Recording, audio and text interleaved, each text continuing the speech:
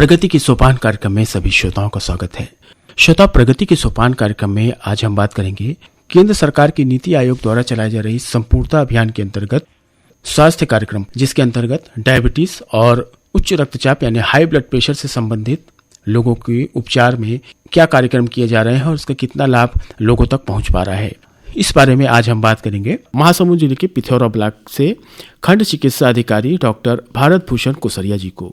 तो डॉक्टर साहब, प्रगति की सोपान कार्यक्रम में आपका बहुत बहुत स्वागत है। सबसे पहले डॉक्टर साहब, कार्यक्रम में हम ये जानना चाहेंगे कि ये जो संपूर्णता अभियान है, ये जो है, इसके लिए आप लोगों को कैसे सूचनाएं प्राप्त हुई हैं और इसके लिए क्या जानकारी आपसे जो है ब्लॉक लेवल पर मांगी गई है।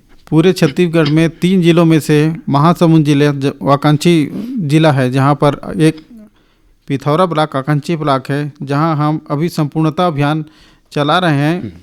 जुलाई 2024 से लेकर सितंबर अंत तक संपूर्णता अभियान में 3 एनसीडी के प्रोग्राम को, हमारे एनसी पंजीयन को, हाइपरटेंशन को, डायबिटीज़ मेलिटस को, इन 3 प्रोग्रामों को 100% लक्ष्यों को 100% करने के लिए संपूर्णता अभियान चला रहे हैं। नीति आयोग भारत सरकार का एक थिंक टैंक माना जाता है, जो कि देश के विकास से जुड़े कई मुद्दों के ऊपर अपना काम करती है और नीति बनाती है। उनके द्वारा 7 इंडिकेटर जो स्वास्थ्य विभाग से संबंधित इंडिकेटर हैं, उनको इनमें लिया गया है आकांक्षी ब्लॉक में। जैसे पहले ट्राइमेस्टर में एनसी पंजीयन, पहले त्रिमास में एनसी पंजीयन, संस्थागत प्रसव को बढ़ावा देना, कम वजन वाले बच्चों को ना हो इसके लिए प्रयास करना, और सारे उप स्वास्थ्य केंद्रों को इनक्वास क्वालिफाइड कराना, उच्च रक्तचाप के मरीजों को चिन्हांकित कर उनका उपचार चालू करना, मधुमेह के मरीज को चिन्हांकित कर उनका उपचार चालू करना, और ग्राम पंचायतों को टीबी मुक्त कराना। आज मेरे पिथौरा ब्लॉक में 126 ग्राम पंचायत है, जिसमें से 100 ग्राम पंचायत टीबी मुक्त ग्राम पंचायत हो गए हैं। बहुत अच्छी बात अभी आपने बताई है। संपूर्णता अभियान के बारे में विस्तृत से जो जानकारी दी आपने, ये काफ़ी बेहतरीन रही। डॉक्टर साहब, हम जानना चाहेंगे, भारत सरकार द्वारा संपूर्णता अभियान के अंतर्गत डायबिटीज़ और हाई ब्लड प्रेशर की जानकारी और जागरूकता की कोशिश की जा रही है। तो इसमें आप ये बताएं कि सबसे पहले जो डायबिटीज़ क्या है और इसके कारण और लक्षण और इसके उपचार क्या हो सकते हैं और इससे किस तरह बचा जा सकता है। मधुमेह या डायबिटीज़, जिसको सामान्य बोलचाल की भाषा में शुगर की बीमारी कहा जाता है, यह एक मेटाबॉलिक डिसऑर्डर है, जिसमें शरीर में रक्त में शर्करा का लेवल बढ़ जाता है। मधुमेह तब होता है जब शरीर में पर्याप्त मात्रा में इंसुलिन नहीं बनता या इंसुलिन का रेजिस्टेंस हो जाता है, तब ब्लड में ग्लूकोज का लेवल धीरे धीरे करके बढ़ने लगता है। सामान्य व्यक्ति में ग्लूकोज का लेवल 72 से लेकर 108 mg/dl तक रहता है।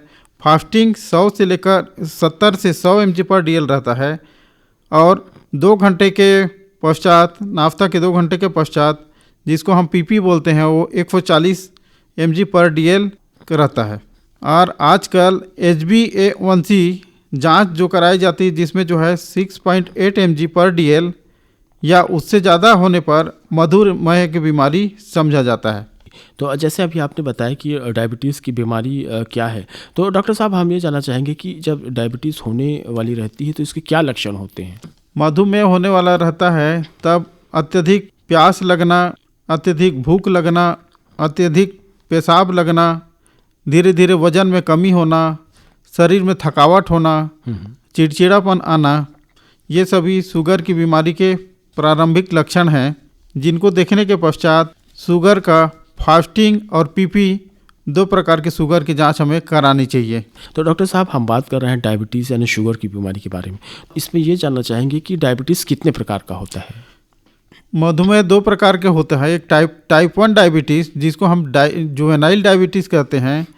अगर पेंक्रियाज के इंसुलिन बनाने वाली कोशिकाएं अगर इंसुलिन बनाना बंद कर दें, तो उस प्रकार से होने वाले मधुमेह की बीमारी को हम टाइप 1 डायबिटीज़ या जुवेनाइल डायबिटीज़ कहते हैं। या पेंक्रियास, जहां पर बीटा सेल, जहां पर इंसुलिन का सिक्रीशन कम हो जाता है या फिर इंसुलिन शरीर में रेजिस्टेंस हो जाता है, उसको हम टाइप 2 डायबिटीज़ बोलते हैं।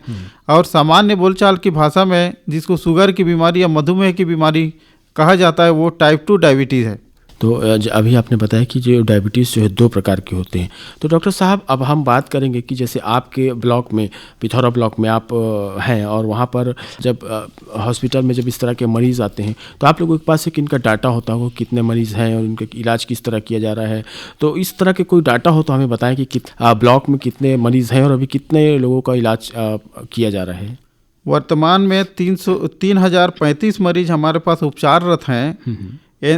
VHFND एक प्रोग्राम हम मंगलवार और शुक्रवार को चलाते हैं, जिसमें महिला स्वास्थ्य कार्यकर्ता, CHO, संबंधित आंगनबाड़ी कार्यकर्ता, संबंधित गांव की मितानिन या पारा की मितानिन, ये मंगलवार को और शुक्रवार को किसी स्पेसिफिक गांव में जाकर उस गांव में NCD के लक्षित लोगों को बुलाकर उनका BP का जांच करना, शुगर का जांच करना और रिकॉर्ड संधारण का कार्य करना, ये तीनों प्रकार का कार्य किया जाता है।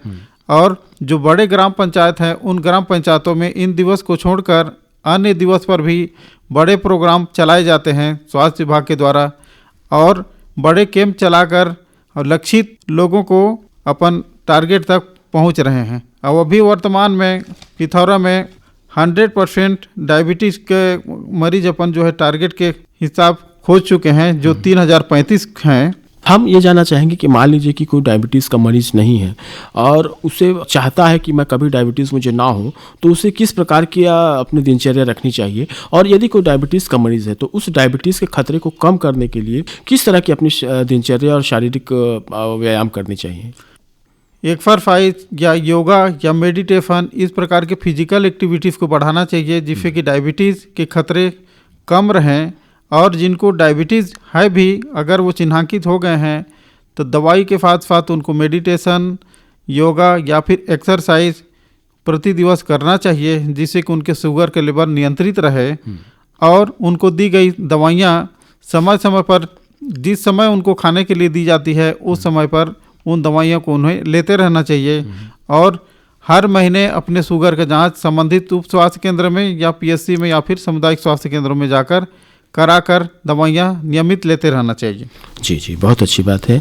तो जैसा कि आपने बताया कि डायबिटीज़ से बचने के लिए जो सबसे ज़्यादा ज़रूरत है शारीरिक मेहनत की आवश्यकता है, और शारीरिक जो है श्रम के जितना कम होगा डायबिटीज़ होने का खतरा उतना ज़्यादा होता है। डायबिटीज़ होने में सबसे महत्वपूर्ण चीज़ है कि अगर अपन कम एक्सरसाइज करते हैं या कम फिजिकल एक्टिविटीज़ करने वाले, बहुत लंबा समय तक बैठने वाले लोग या मोटापा से ग्रसित अगर कोई लोग हैं, तो इन लोगों को डायबिटीज़ होने का खतरा, रिस्क बढ़ जाता है। हम बात कर रहे हैं संपूर्णता अभियान के अंतर्गत चिन्हित बीमारियों के बारे में जो सरकार द्वारा जानकारियां मांगी गई हैं। तो डॉक्टर साहब अब हम बात करते हैं हाई ब्लड प्रेशर के बारे में। तो ये हाई ब्लड प्रेशर क्यों होता है, इसके क्या लक्षण हैं और इससे किस तरह से बचा जा सकता है, इसकी क्या सावधानियां होनी चाहिए।